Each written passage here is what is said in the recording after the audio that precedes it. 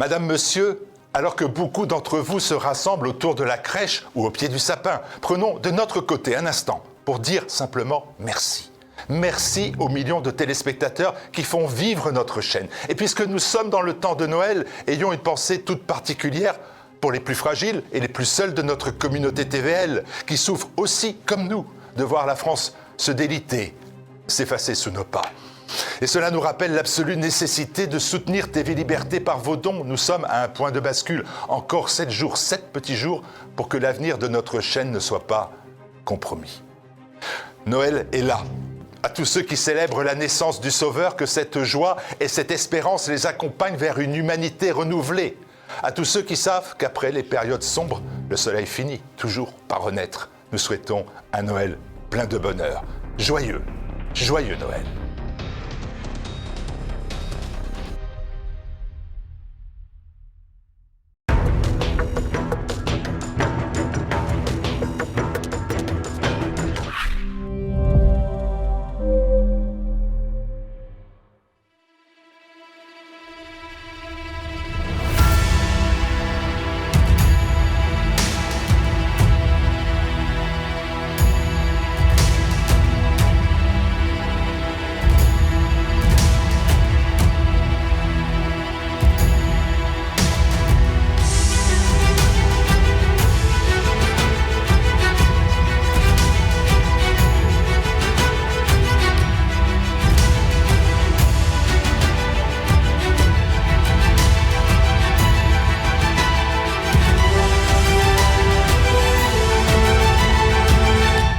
Paris, ma ville natale, regorge de charme et de beauté. Pourtant, j'ai toujours su que mon pays avait tant à offrir avec sa culture et ses traditions. Aujourd'hui, je pars à la rencontre du Cadre Noir de Saumur, une institution équestre emblématique nichée dans la vallée de la Loire qui symbolise l'excellence française depuis plus de 2 siècles. Je suis impatiente de découvrir l'univers fascinant de ces cavaliers hors pair et de leurs chevaux majestueux. Ensemble, nous allons aller à la rencontre de ceux qui font la France.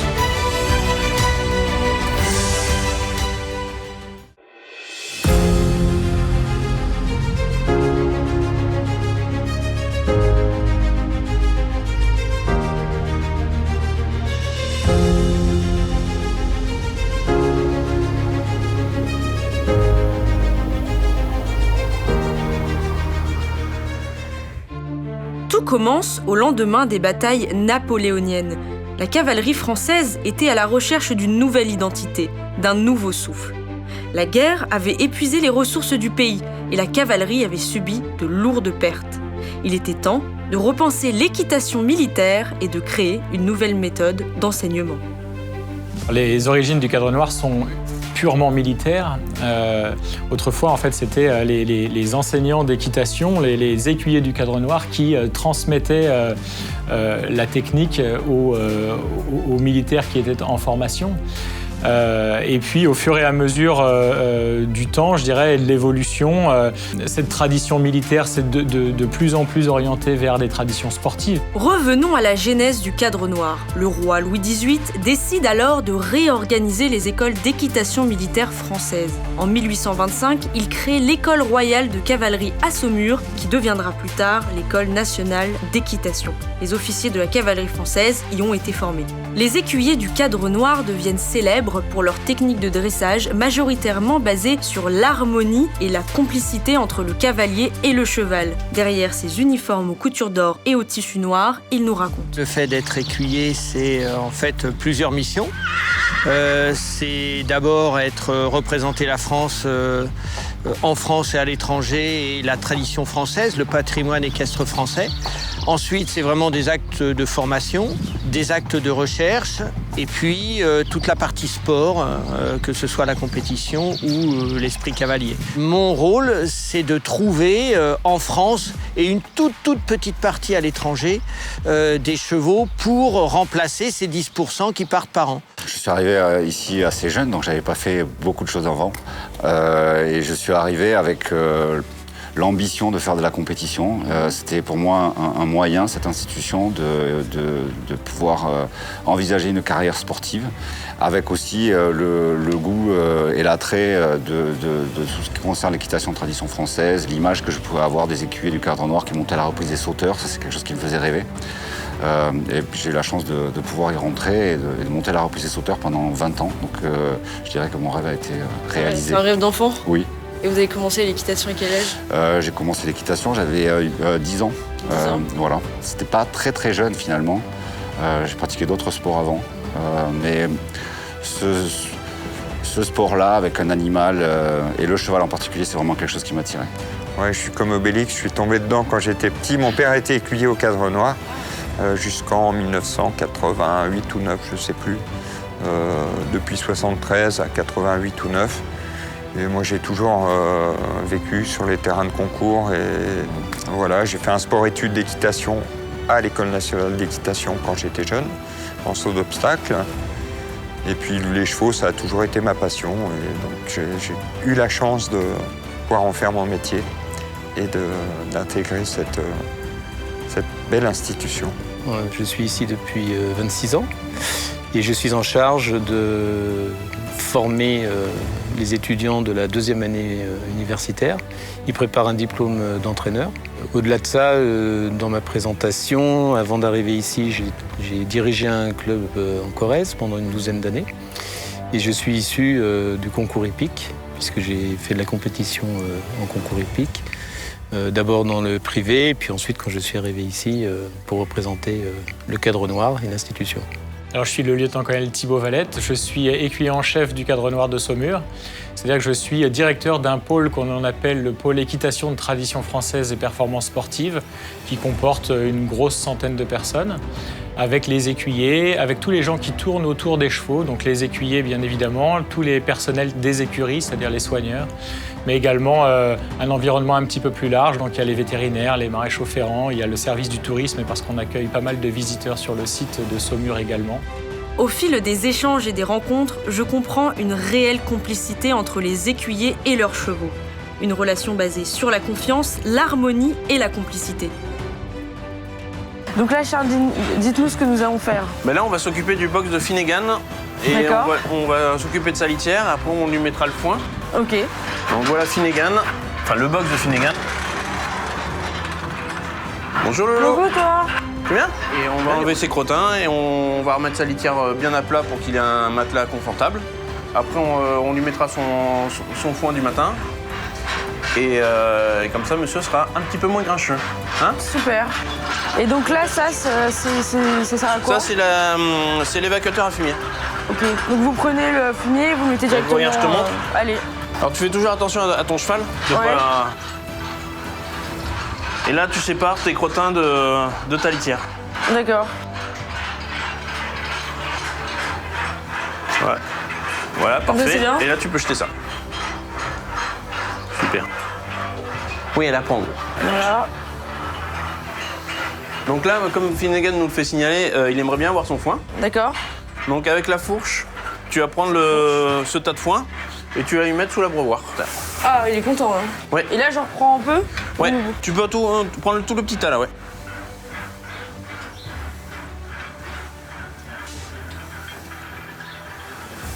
Voilà. Encore un petit peu? Bon, les petites miettes. Allez, les petites Comme miettes. ça. Parce que Finnegan, il mange 11 kilos de foin par jour. 11 kilos de foin? C'est chez nous, vu qu'on a 350 chevaux, en fait, on a des quotas par cheval. Et ça retombe à 11 kilos de foin par jour et par cheval. Et là, par exemple, ce qu'on a mis, ça représente à peu près combien? Normalement, un peu 3-4 kilos. Donc ça, c'est son petit déjeuner. Voilà. Et là, Finnegan, elle aimerait bien qu'on le laisse tranquille manger. Quelle relation entretenez-vous avec vos chevaux et les valeurs que vous défendez à travers ça? Un écuyer, c'est un peu hors du temps et hors du champ économique qui fait qu'on achète un cheval, on le revend, il faut gagner sa vie, etc. Un écuyer, quand il rentre ici, il serait un petit peu dans une bulle où on se soucie des chevaux et des chevaux et des chevaux et des chevaux encore. On les considère tous comme des individualités. On connaît on sait leur manière de fonctionner, on sait quand ils sont bien, on sait le matin quand ça va pas, ou quand il faut alléger le travail. On les suit comme des êtres humains, hein, vraiment, hein, on est avec eux. Alors on va aller voir mon petit père. Lui, c'est Sinatra Il du est où mon village. pépère? Oh ben oui. Vous avez Oh, 4 ben oui. chevaux. Donc j'ai 4 chevaux et entre autres ce petit père-là qui s'appelle Sinatra du village. Et en fait, ce cheval-là, il a une histoire un peu particulière. Quand il était plus jeune, il était compliqué à monter, il voulait pas se laisser faire. Et un jour, mon supérieur hiérarchique, l'écu en chef, me dit écoutez, monsieur Pralon, ce cheval-là, on ne sait plus comment faire. Il a 6 ans, ça fait 3 ans que l'on essaye, il veut pas. Et donc, essayer de faire aux longues graines quelque chose pour essayer d'arriver à l'utiliser. Et voilà. Et en fait, je m'y suis attelé pendant 2 ans. 2 ans, je l'ai mis au travail aux longues graines à côté, sans le monter, en disant puisqu'il ne veut pas être monté, on va trouver un autre moyen. Et puis en fait, je m'en suis fait un ami, un complice. Et puis, un jour, j'ai voulu le démarrer en gala. Et ici, dans le grand manège. Et puis, en sortant, il a eu très très peur. Il a tout intériorisé. Il m'a dit, je veux bien le faire pour toi, mais j'irai pas beaucoup plus loin. Et il est rentré, je l'ai rentré au box. Et il s'est couché, il s'est mis en colique. Il avait mal au ventre tellement il avait stressé. Et je me suis dit, c'est qu'il n'est pas prêt. Donc j'ai arrêté. Il a pu... Et pendant 6 mois derrière, je vais continuer de le travailler, le mettre un peu en situation. Et un jour, on allait, je crois, à Bordeaux, en gala. J'ai dit, je vais le prendre. J'ai demandé à l'écu-chef à le prendre, mais en deuxième cheval, pour simplement lui montrer le décor, etc. Et j'ai fait la répétition, ce qui s'est bien passé. Et je me suis dit, tiens, on va essayer de faire la première, le premier soir. Et je me suis retrouvé devant le rideau, prêt à rentrer. Et là, il était devant. Et quand le rideau s'est ouvert, il a tiré sur les rênes, il m'a dit « Ok, on y va, on est tous les deux ».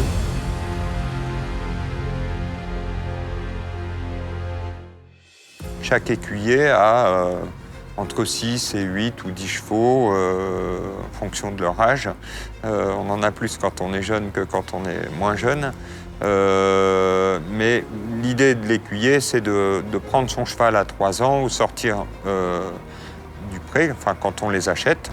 Ils sont tout neufs, hein, ils ont vu l'homme, mais ils ont été manipulés un petit peu à la main. Ils donnent un peu les pieds, mais ils arrivent, ils sont verts. À force d'un travail quotidien, de créer une relation avec le cheval et de le dresser petit à petit. Et vous vous sentez proche des chevaux? Très proche, oui. J'ai une relation très... Tous mes chevaux sont contents de me voir quand je rentre à l'écurie. Alors, ça peut arriver qu'on ait des petits différends, mais c'est jamais comme dans un couple, mais ça dure jamais longtemps. Je dis souvent, moi, que si j'ai eu la chance de faire ces épreuves-là avec ce cheval-là, avec le cheval qui m'a tout appris finalement, c'est parce que ça a été mon meilleur ami, ce cheval-là, finalement. Et je le crois sincèrement, finalement. Et je crois que c'est un peu tout ça, l'équitation de tradition française. Alors, il y a plein de formules. On parle d'absence d'effet de force, on parle de discrétion dans l'emploi des aides, dans la façon de monter, de légèreté. Je crois qu'en fait, c'est de pouvoir... c'est de ne pas exiger du cheval, quoi que ce soit du cheval, c'est le cheval qui va adhérer à quelque chose et qui va finalement nous offrir quelque chose. Je crois que c'est un peu tout ça, finalement, l'équitation de tradition française. C'est pas la performance à tout prix, c'est pas le résultat à tout prix, c'est une harmonie entre un cheval, entre un couple, on parle de couple, cavalier-cheval.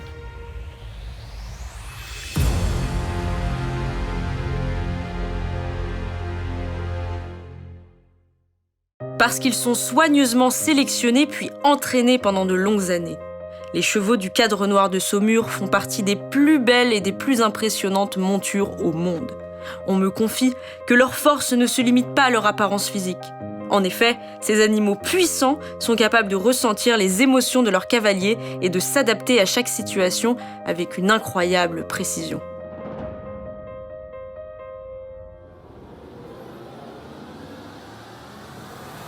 Donc ce sont majoritairement des chevaux qui viennent de France? Oui, c'est ça. En fait, nous achetons à 98% des chevaux soit selles français, soit des chevaux anglo-arabes ou des AQPS, des chevaux issus de pur sang. Et en fait, on se doit d'aider les éleveurs français, de mettre en valeur les chevaux français et de présenter en gala ou par le biais du sport des chevaux français. C'est une natte qu'on ne fait qu'ici, on n'apprend pas ça à l'école. Et alors on a 2 couleurs, on a le blanc pour les sauteurs et l'amarante pour les manèges. Et là, comme c'est un sauteur, je natte en blanc aujourd'hui. Le crin est autour du ruban, elle n'est pas dans le ruban. D'accord. Donc ça se croise un petit peu et en plus il faut faire ça propre pour que ça soit tout beau.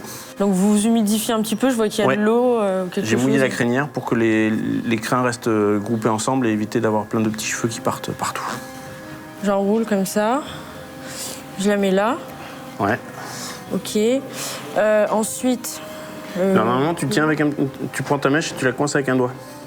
Et là, tu commences à t'emmêler les pinceaux là un peu. Ah, d'accord. Alors, ok. Alors celle-ci, je la mets. Alors, je vais refaire un tour. Ça va, il est sage, hein? Ah oui, oui. Finnegan, il fait partie des anciens là. Ah oui. Il est maintenant, il est tellement fiable qu'on l'envoie faire la promotion de nos spectacles et tout ça. Ah oui. Il fait partie des valeurs sûres. Là, tu prends ton ruban. Alors, tu remplis et tu le mets comme ça. Ah, d'accord. Ok. Je suis fière de ma natte. Donc j'en ai mis que 2 ou 3, mais enfin, comment on appelle ça? J'ai tressé que 2 ou 3 parties, mais c'était un travail avant tout de collaboration et de bienveillance envers Finnegan, qui est tout beau maintenant pour partir pour le saut. Il est patient, hein? Bon, il sait où ils vont là. Oui. C'est le calme avant la tempête. Hein, Loulou? Bon, il est chouchouté, hein. Bon, on essaye d'en prendre soin. Ils nous le rendent bien. Je comprends alors que cette relation ne se construit pas en un jour. Elle demande du temps, de la patience et beaucoup de travail. L'écoute du cheval est un élément clé que l'on me confie tout au long de ma visite. Les valeurs de l'équitation de tradition française, ça pourrait être des valeurs très proches de valeurs humaines et humanistes. Hein. C'est vraiment le respect du cheval, que son cheval soit un partenaire, un compagnon et qu'il n'y ait pas je dirais, d'échelle de supériorité de l'un par rapport à l'autre. Qu'est-ce qui différencie l'équitation à la française des autres pratiques? Alors maintenant, il faut savoir que beaucoup de pays s'inspirent de notre équitation française. Elle est vraiment réputée. Des pays hollandais, des pays anglo-saxons également. Maintenant, l'équitation sportive est très vaste. Auparavant, il y avait vraiment une identité allemande, une identité française, une identité anglaise. Maintenant, la technique a tellement évolué, les chevaux ont tellement évolué qu'on se retrouve sur des paramètres quasi identiques. Donc, l'excellence française inspire le monde entier. Tout à fait. D'ailleurs, l'entraîneur américain George Morris a été nommé écuyer d'honneur du Cadre Noir, ainsi que Margit Otto-Crépin, qui était partie de l'équipe de France de dressage, ainsi que Albert Vorn, qui a été médaillé d'argent aux Jeux d'Atlanta. Donc ils se sont inspirés effectivement, tout comme de grands Français, de grands cavaliers français comme Michel Robert en saut d'obstacle et autres athlètes. Les chevaux du Cadre Noir de Saumur sont soigneusement sélectionnés et entraînés pour être en mesure de réaliser les performances les plus spectaculaires. Ils sont dressés selon la méthode traditionnelle française qui met l'accent sur l'harmonie et la légèreté. Cette méthode est basée sur la compréhension et le respect du cheval, sur le fait que sans le cheval, rien ne serait possible. Là, vous pouvez nous expliquer un peu de quel type d'entraînement il s'agit? C'est une séance particulière parce que ce week-end, on était en compétition avec Chiara et avec ce cheval-là. On est rentré dimanche soir et donc le début de la semaine là, est plus consacré à la récupération, je dirais. Donc faire des séances qui sont assez faciles pour le cheval, mais où on va rechercher plutôt de la décontraction, des étirements pour que, musculairement parlant, il puisse évacuer un peu les courbatures s'il y en a suite aux efforts qu'il a fait ce week-end. Le Cadre Noir de Saumur représente bien plus qu'une institution équestre. Il est l'incarnation de la tradition, de l'excellence et de la passion qui font de l'équitation française l'une des plus respectées au monde. Depuis sa création, il forme des générations de cavaliers et de chevaux, perpétuant ainsi un héritage de plus de 2 siècles. J'ai eu la chance de pouvoir assister à un des entraînements de l'emblématique gala. De magnifiques figures y sont réalisées, je me questionne sur l'origine de celle-ci. Gildas Flamand nous répond. Le saut d'école est une pratique qui fait partie des traditions du cadre noir de Saumur. D'où ça provient ? Alors, ces sauts d'école viennent de l'école de Versailles, ces sauts d'école avaient été rapportés d'Italie par des écuyers qui montaient à Versailles et ont perpétué les sauts d'école qui se pratiquaient en Italie à Versailles pendant quelques centaines d'années. Et à la création du cadre noir à Saumur, ils ont été un peu allégés, c'est-à-dire il y en avait 7 pendant Versailles. Maintenant, ils sont au nombre de 3 et on a gardé la courbette, la croupade et la cabriole. Dans cette perspective d'excellence, Éric Dénat m'éclaire sur la formation au sein de l'Institut français du cheval. L'IFCE, c'est une fusion des haras nationaux et de l'École nationale d'équitation. L'École nationale d'équitation a été créée par un décret de 1972. Et avec la fusion des haras nationaux en 2010, les haras nationaux plus l'École nationale d'équitation est devenu l'Institut français du cheval et de l'équitation. Donc là, on est sur quel type de cours ? Alors là, c'est un entraînement de saut d'obstacle avec des chevaux privés. Pour aujourd'hui, j'ai 8 chevaux privés de saut d'obstacle et 2 cavalières qui font du concours complet, Violaine et Alice. Ces jeunes-là, qui ont 20-21 ans, en général, ils sont plutôt sortis des études, ils restent quand même sur un profil de cavalier et d'entraîneur.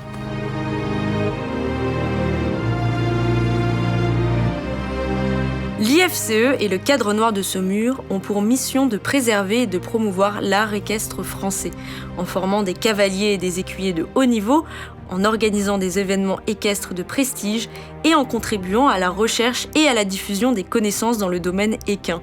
Je note cette volonté de grandir et de partager cet art à l'international. Le cadre noir dispose d'une renommée mondiale et est reconnu par des symboles. Le lieutenant-colonel Thibaut Valette nous conte. Chaque cavalier est ce cavalier grâce à son cheval. Donc moi, j'ai eu un cheval fabuleux, j'ai vécu des moments fabuleux. Je garde plein de bons souvenirs. Voilà, mon premier championnat d'Europe en 2015 en Écosse, à Blair-Castell. C'est la reine d'Angleterre qui nous a remis nos médailles, qui m'a remis ma médaille. La reine d'Angleterre avait déjà vu le cadre. Le cadre noir en gala, donc quand elle m'a vu, j'étais en tunique et c'est aussi une chance qu'on a de pouvoir pratiquer notre sport en uniforme finalement et donc d'être sur le podium des championnats d'Europe avec la reine d'Angleterre qui m'a demandé si j'étais au cadre noir et qui a reconnu la tunique du cadre noir. C'est dans ces moments-là qu'on se rend vraiment compte de la responsabilité qu'on a finalement et de ce que ça représente. Le cadre noir est reconnu par l'UNESCO comme le représentant le plus emblématique de l'équitation de tradition française. Donc je dirais qu'on a maintenant, avec cette reconnaissance à l'UNESCO, des devoirs vis-à-vis de l'humanité. En 2011, le cadre noir de Saumur est reconnu patrimoine culturel immatériel de l'UNESCO. Une distinction qui représente une fierté pour la France et pour les écuyers qui perpétuent cette belle tradition équestre. L'équitation sportive fait son entrée au milieu du 19e siècle.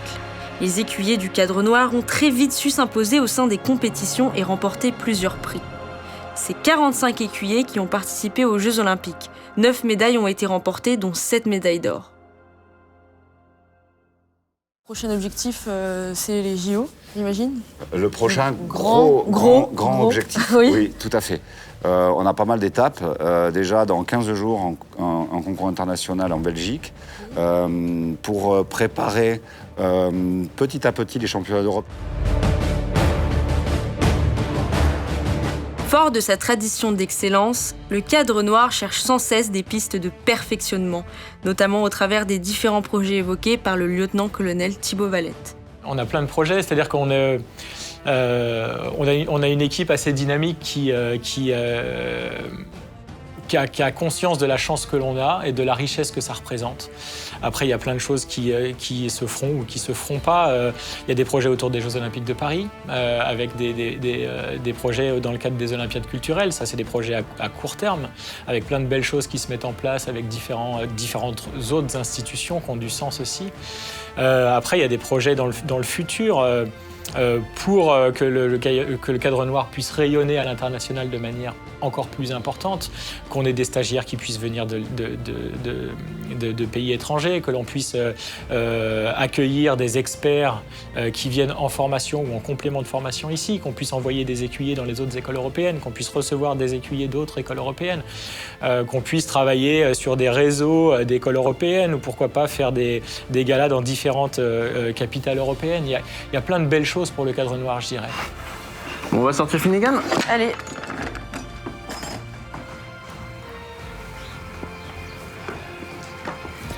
Là, c'est bien fait. Ouais, là, tu peux encore gratter un peu.